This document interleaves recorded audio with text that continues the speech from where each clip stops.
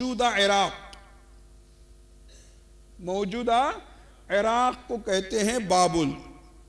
بابل میں جب قحط پڑا، قحط کو عربی میں کیا کہتے ہیں؟ پرسوں میں نے بتایا،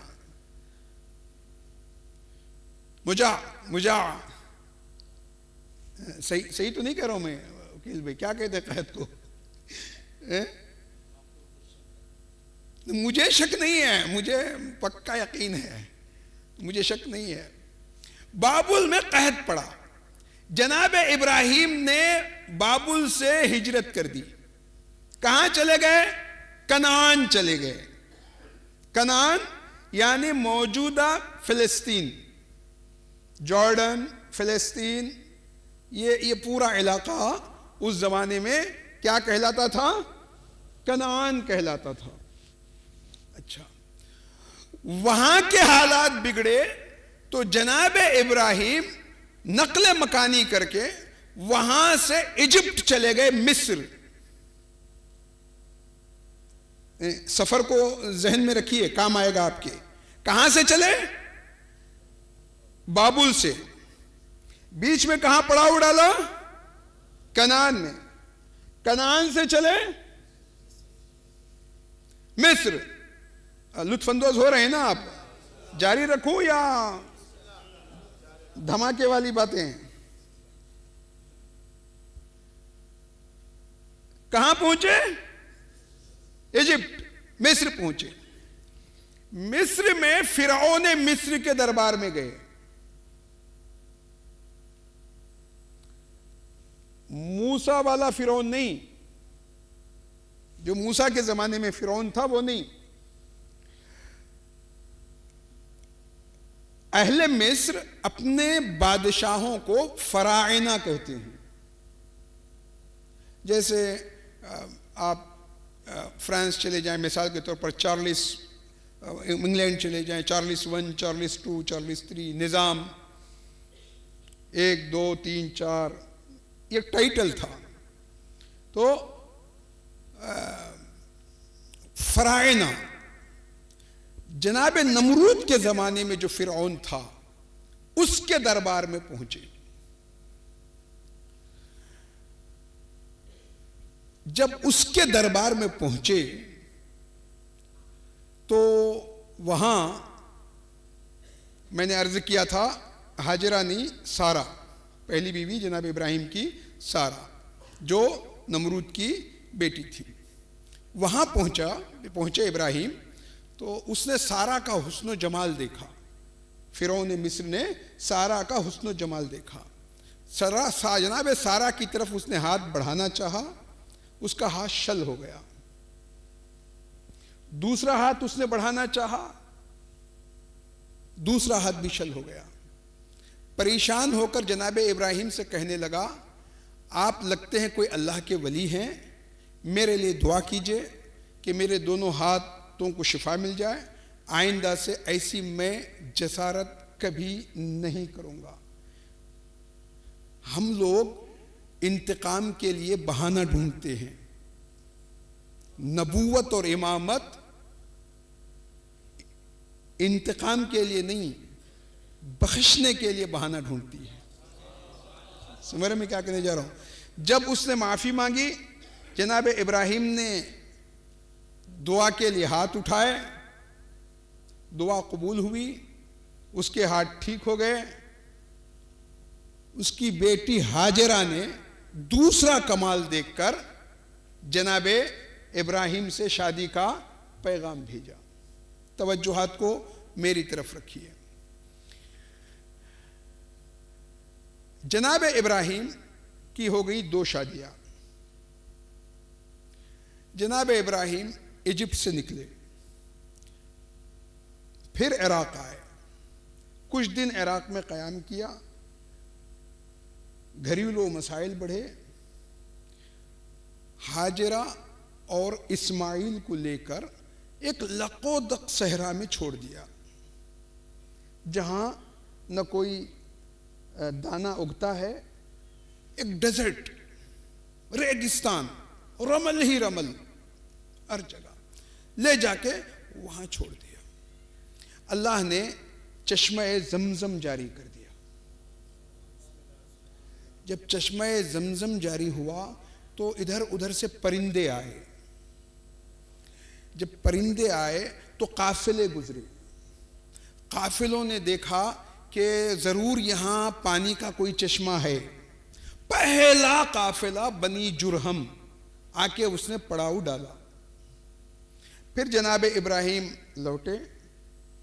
کعبۃ اللہ کی دیواریں کھڑی ہوئی. اس طرح سے حجاز کی تاریخ چلی. سمجھ رہے میں کیا کہنے جا رہا ہوں عزیزان محترم؟ اچھا، جناب عبد المناف تک جناب ابراہیم کی نسل پہنچی. عبد المناف کے بیٹے ہاشم ٹھہرے. ہاشم کے بیٹے عبد المطلب اور اسد. جناب اسد کے یہاں فاطمہ بنت اسد پیدا ہوئی.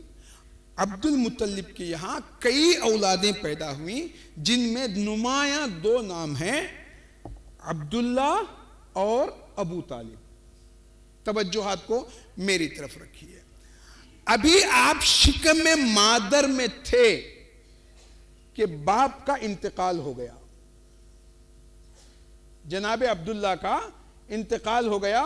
ابھی آپ شکم مادر میں تھے کہ جناب عبداللہ کا انتقال ہو گیا. دادا نے پالا. 2 برس کی عمر میں ماں کا انتقال ہو گیا. چند مہینوں کے بعد دودھ خشک ہو گیا. دائی حلیمہ کے حوالے کر دیے گئے. اب میں اس روایت کی صحت اور عدم صحت پہ بات نہیں کر رہا ہوں، میں ایک تاریخ پڑھ رہا ہوں. توجہات کو میری طرف رکھیے. دائی حلیمہ کے ہاں بکریاں تھیں. جیسے ہی نبی کے قدم پہنچے بکریوں نے دودھ دینا شروع کر دیا. جب نبی 40 سال تک نبی نہیں تھے تو یہ کرامت کیسے ہوئی؟ میں کیا کہنے جا رہا ہوں؟ ذرا غور کیجئے گا میں کیا کہنے جا رہا ہوں. یہ جانوروں میں دودھ کیسے آیا؟ اچھا، مجھے اس تاریخ میں جانا نہیں ہے، مجھے بہت دور تک جانا ہے. اچھا، 2 سال کی عمر میں ماں کی رحلت ہو گئی. شکم مادر میں ابھی شکم مادر میں تھے، باپ کا انتقال ہو گیا. 2 برس کی عمر میں ماں کا انتقال ہو گیا. آپ 8 برس کے تھے، دادا عبد المطلب کا انتقال ہو گیا. 8 برس سے 10 برس تک 2 برس بکریاں چرانے کا کام کیا. یہ نبوت کی تاریخ میں بکریاں چرانا نبوت کی تاریخ میں. توجہات کو میری طرف رکھیے، اس کا بڑا فلسفہ ہے. 2 برس بکریاں چرانے کا کام کیا. 10 برس کی عمر میں پہلا تجارتی سفر چچا ابو طالب کے ساتھ شام کی طرف کیا. پہلا تجارتی سفر 10 برس کی عمر میں. واپس آئے تو پھر 12 برس کی عمر میں دوسرا تجارتی سفر جناب خدیجہ کے مال میں کمیشن بیس پہ کیا. عمر کیا ہے؟ 12. ذرا توجہ کیجئے گا، عمر کتنی ہے؟ 12 سال. دوسرا سفر، پہلا سفر تجارتی سفر 10 برس کی عمر میں شام کی طرف گئے، اور دوسرا سفر 12 برس کی عمر میں کیا. واپس لوٹے، بہت منافع ہوا. جیسے ہی لوٹے حجر اسود کے نصب کرنے کی باری آئی. کعبۃ اللہ کو ری کنسٹرکشن کیا گیا. اب جب حجر اسود کو نصب کرنے کی باری آئی تو سارے قبائل لڑنے لگے، ایک دوسرے کے ساتھ لڑنے لگے. حالات یہ تھے مکہ کے، حجاز کے حالات یہ تھے کہ کہیں پانی پینے پلانے پہ جھگڑا، کہیں گھوڑا آگے بڑھانے پہ جھگڑا. شبلی نعمانی نے مسدس لکھی ہے مد و جزر اسلام، بڑی پیاری مسدس ہے، پڑھنے کے قابل ہے. انہوں نے پورے عرب کے حالات کو اس مسدس میں بیان فرمایا ہے. میں اس کو نہیں پڑھوں گا، لیکن عرب کے حالات کیا تھے؟ جوش ملی آبادی نے ایک نقشہ کھینچا ہے. عرب وہ ریگے رواں کا عالم. کیا عالم تھا عرب کا پیغمبر اکرم سے پہلے؟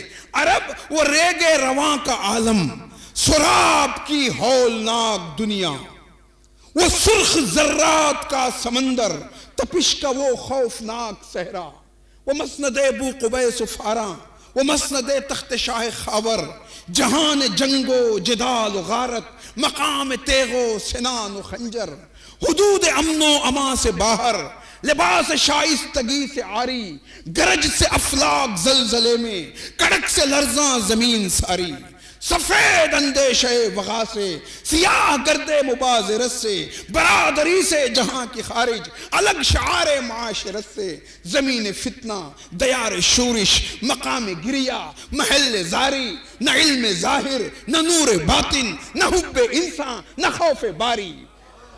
غضب ہے آبادیوں کے باہر، ادھر دہکتی ہوئی چٹانیں، ستم ہے آبادیوں کے اندر، ادھر کڑکتی ہوئی کمانیں. یہ ملک اور ایک یتیم بچہ، نہ باپ سر پر نہ ماں کا سایہ، بلا نصیب و ستم رسیدہ، مقام حیرت کا رہنے والا، نہ شاد و فرحاں نہ آب دیدہ، کتاب سے نہ بلد معرہ، فیوز تعلیم و تربیت سے کھلی جو آنکھیں تو بند پائی، مدد کی ہر راشی جہد سے پلا ہو بے باپ کا جو بچہ عرب میں. اور پھر اس ابتری سے اگر پیمبر نہیں تو واقف ہوا وہ کیوں کر پیمبری سے.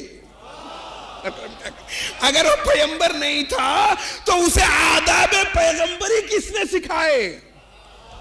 ایسے حالات میں جو بچہ پیدا ہوا، اگر وہ پیمبر نہیں تھا تو اسے آداب پیمبری کس نے سکھائے؟ 12 برس کی عمر میں جب شام سے لوٹے حجر اسود کو نصب کرنے کی باری آئی، وہ جسے تم کافر کہتے ہو وہ پورے قبائل کو لے کر رسول اللہ کے گھر آیا. کہا بیٹا قیامت آ جائے گی. رسول اللہ نے کہا چچا کیا ماجرا ہے؟ کہا کعبۃ اللہ بن گیا ہے، اب حجر اسود کے لیے سارے قبائل لڑ رہے ہیں، کیا کیا جائے؟ کوئی حل پیش کرو. آئے کون ہیں؟ قبیلوں کے سردار. عمر کتنی ہے؟ توجہ کیجئے گا. آئے کون ہیں؟ قبیلوں کے سردار. عمر کتنی ہے؟ 12 برس کی.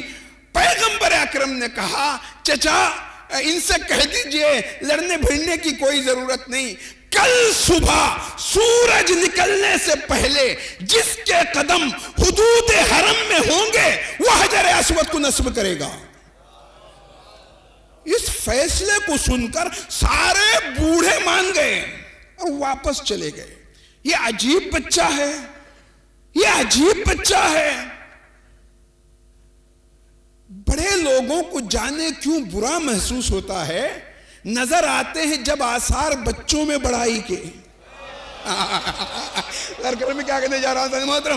بڑے لوگوں کو جانے کیوں برا محسوس ہوتا ہے، نظر آتے ہیں جب آثار بچوں میں بڑائی کے. کبھی کچھ بچوں میں وہ ایبیلٹی ہوتی ہے، وہ صلاحیت ہوتی ہے، خداداد صلاحیتیں ہوا کرتی ہیں، تو بہت سے بزرگ چڑھتے ہیں، ان کو غصہ آتا ہے. کیوں بھئی اتنی غصہ کیوں آتا ہے؟ مالک اشتر 22 برس کی عمر تھی، امیر المومنین نے مصر کا گورنر بنایا تھا. میں کیا کہنے جا رہا ہوں؟ ذرا غور کیجئے گا، کیا عمر تھی؟ 22 برس. اچھا یہ 22 برس زیادہ ہے. محمد بن ابی بکر جن کو امیر المومنین نے گود لے لیا تھا، اندھیرے گھر کا چراغ،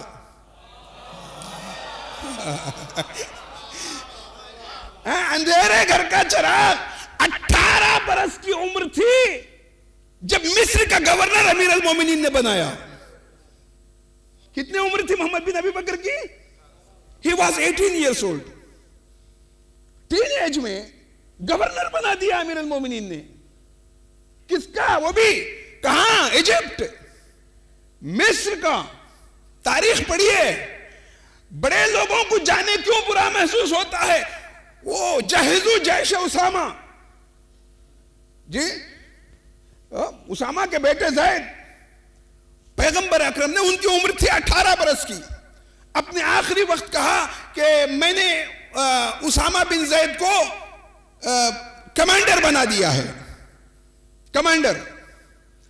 تو سارے مدینے والے بوڑھے لوگ آ گئے، یا رسول اللہ آپ نے ہماری سینئرٹی کا خیال نہیں کیا، آپ نے ہماری داڑھی کو نہیں دیکھا، آپ نے ہماری لاج نہیں رکھی، ایک بچے کو 18 برس کے بچے کو آپ نے کمانڈر بنا دیا، ہم اس کے پیچھے کیوں کر چلیں گے؟ یہ تو اچھا نہیں لگتا، آپ نے ہماری سینئرٹی کا احترام ہی نہیں کیا، ہمارے وقار کو آپ نے تباہ کر دیا، برباد کر دیا۔ رسول اللہ نے کہا یہ تم نہیں بول رہے ہو، مجھے پتا ہے کہ یہ تم نہیں بول رہے ہو، میں نے جب اسامہ کے باپ کو گورنر بنایا تھا، کمانڈر بنایا تھا، تب بھی تم نے دوسرا اعتراض کیا تھا۔ یعنی رسول اللہ تو یہ کہہ کے چلے گئے، لیکن ہمیں معلوم ہو گیا کہ جسے رسول بنائیں گے اسے آپ کی امت نہیں مانے گی۔ کیا کہتے جا رہا محترم، جسے رسول بنائیں گے اسے یہ امت ماننے والی نہیں ہے، نہیں مانے گی۔ اعتراض کیا، آپ نے اسامہ کو بنا دیا۔ یہ اخلاق ہے، یہ اخلاق پیغمبر ہے۔ اچھا، پیغمبر اکرم نے کہا ان بوڑھوں سے کہہ دیجئے کہ کل صبح سورج نکلنے سے پہلے جس کے قدم حدود حرم میں ہوں گے وہ حجر اسود کو نصب کرے گا۔ تاریخ شاہد ہے کہ پورا مکہ رات بھر ستارہ شماری میں اس کی رات گزری، اہل مکہ کی، سب آنکھیں مل مل کے کعبۃ اللہ میں پہنچے تو دیکھا کہ نبی کے قدم پہلے سے وہاں ہیں۔ میں کیا کہنے جا رہا ہوں محترم، ذرا غور کیجئے گا، یعنی آنے سے پہلے اب پورا عرب پریشان ہے کہ یہ کیسے، پوری رات تو ہم نے بیداری میں گزاری، یہ نبی کے قدم 12 برس کی عمر میں سورج نکلنے سے پہلے کیسے؟ سورج کی کیا مجال تھی کہ نبی سے پہلے طلوع ہوتا؟ اگر کریں کیا کہنے جا رہا تھا محترم، سورج کی کیا مجال تھی جو نبی سے پہلے طلوع ہوتا؟ نبی پہنچے سورج طلوع ہوا۔ آپ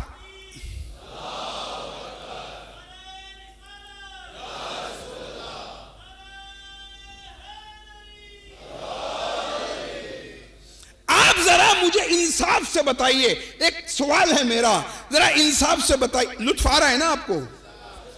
آپ ذرا مجھے انصاف سے بتائیے کہ پیغمبر اکرم کو حجر اسود نصب کرنے کا حق تھا کہ نہیں؟ تھا کہ نہیں؟ پہلے ہی بتا دیا تھا، جو سورج کے نکلنے سے پہلے جس کے قدم حدود حرم میں ہوں گے وہ نصب کرے گا۔ اختیار تھا کہ نہیں؟ پیغمبر اکرم نے پاور آف لیونگ پاور کو بتایا۔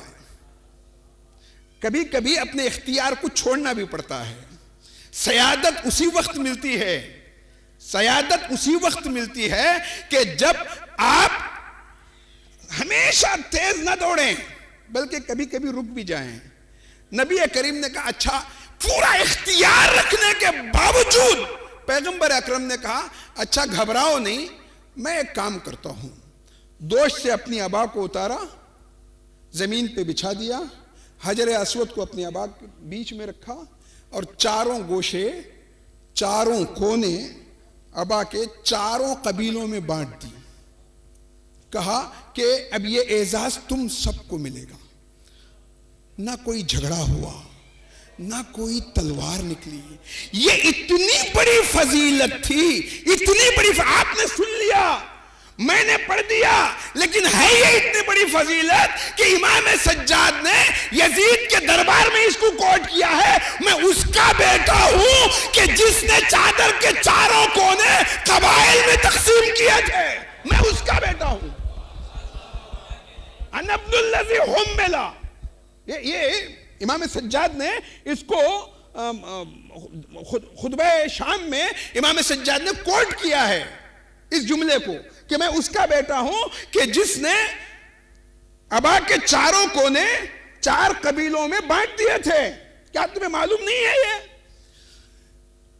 رسول اللہ نے ایک بات یہ بتائی، قبائل کو حجر اسود نصب کرنے دیا، اور ایک بات بتائی، دیکھو مرکز سے ہٹی ہوئی چیزوں کو مرکز تک یا نبی لے جاتا ہے یا نبی کا جانشین لے جاتا ہے.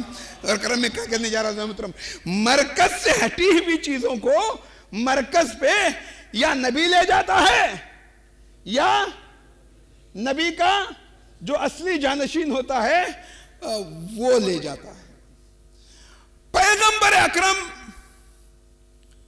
40 برس کے ہوئے، جی 25 برس کی عمر میں جناب خدیجہ سے عقد کیا. کیا عمر تھی پیغمبر اکرم کی؟ 25 برس. کمال کو دیکھ کر خدیجہ نے شادی کا پیغام بھیجا. اور کرم میں کیا کہتے ہیں، یہ نبوت کی تاریخ ہے. یہاں مال کو دیکھ کر پیغام نہیں بھیجا جاتا. لوگ کہتے ہیں کہ مال نہیں ہوگا تو بیٹی لوگ کون دیں گے. نہیں، کمال پیدا کیجئے، اپنے اندر کمال پیدا کیجئے. یہ ہماری تاریخ ہے کہ یتیم عبداللہ کو پیغام کس نے بھیجا؟ جناب خدیجہ نے بھیجا. اس میں کتنی بڑی وہ تھی معلوم ہے فلسفہ. اس میں لوگوں نے بڑی تاریخیں لکھی ہیں کہ وہ بیوہ تھیں، وہ پتہ نہیں کیا کیا انہوں نے لکھا. جناب خدیجہ فاطمہ کے وجود کے لیے خدیجہ جیسا پاک ظرف چاہیے تھا اللہ کو. جملہ کہہ گیا میں کیا کرنے جا رہا تھا محترم. یہ حادثاتی طور پہ نہیں آئی تھی، پوری پلاننگ سے آئی تھی، حادثاتی نہیں.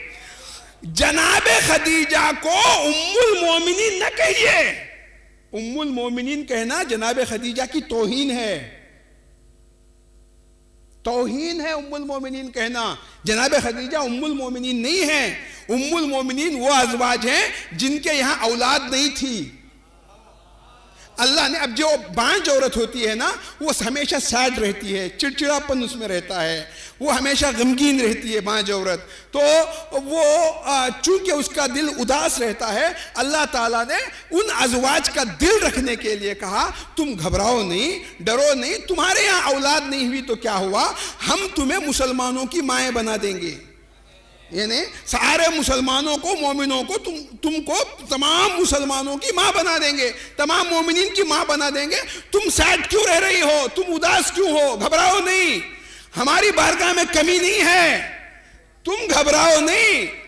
اگر تمہارے بچے نہیں ہوئے تو کیا ہوا، ہم تمہیں مومنین کی ماں بنا دیں گے. تو جن ازواج کے یہاں اولاد نہیں ہوئی تھی ان کا لقب ہے ام المومنین. جناب خدیجہ صاحب اولاد تھی.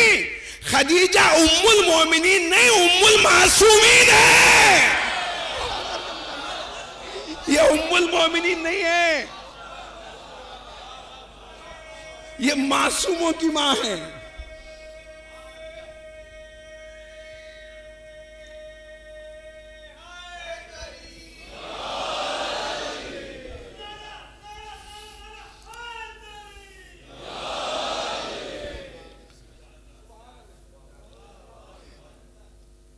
برس یعنی آپ کی شادی کے 5 برس بعد امیر المومنین دنیا میں آئے. جی آپ کی شادی کے 5 برس بعد، نبی کریم کی شادی کے 5 برس بعد امیر المومنین کی ولادت ہوئی کعبۃ اللہ میں. اچھا، اب مولانا طاہر القادری کئی کتابیں انہوں نے لکھی ہیں. میں مودودی صاحب، مولانا طاہر القادری صاحب اور مولانا وحید الدین خان صاحب کو بہت پڑھتا ہوں. اچھا، انہوں نے ایک بات لکھی، میں یہ سوچ رہا تھا کہ اللہ نے، ابو طاہر القادری کہتے ہیں، میں یہ سوچ رہا تھا کہ اللہ نے علی کو کعبے کی دیوار پھاڑ کے کعبے کے سینٹر میں کیوں پیدا کیا؟ یہ جملے میرے ہیں، جوف کعبہ میں اللہ تعالیٰ نے علی کو کیوں پیدا کیا؟ مجھے بہت الجھن تھی۔ جب فاطمہ سے رشتہ ہوا علی کا، تب مجھے پتا چلا کہ اللہ نے کعبے میں علی کو کیوں پیدا کیا۔ جب نبی کے گھر کی بیٹی ہو تو خدا کے گھر کا بیٹا ہونا چاہیے۔ جملہ یہاں ختم نہیں ہوا، میں کہوں گا طاہر القادری صاحب، آپ نے امت مسلمہ کا سب سے بڑا مسئلہ حل کر دیا۔ اتنا تو طے ہو گیا کہ نبی کا داماد ہونے کے لیے کعبۃ اللہ میں پیدا ہونا پڑتا ہے، نبی کا داماد ہونے کے لیے اللہ کے گھر میں پیدا ہونا پڑتا ہے۔ یا تو اگر رسول اللہ کی اور بیٹیاں تھیں تو اور کعبے بنائیے، یا تو مان لیجئے کہ ایک ہی بیٹی تھی۔ بلند ترین آواز سے صلوات پڑھے محمد و آل محمد پر۔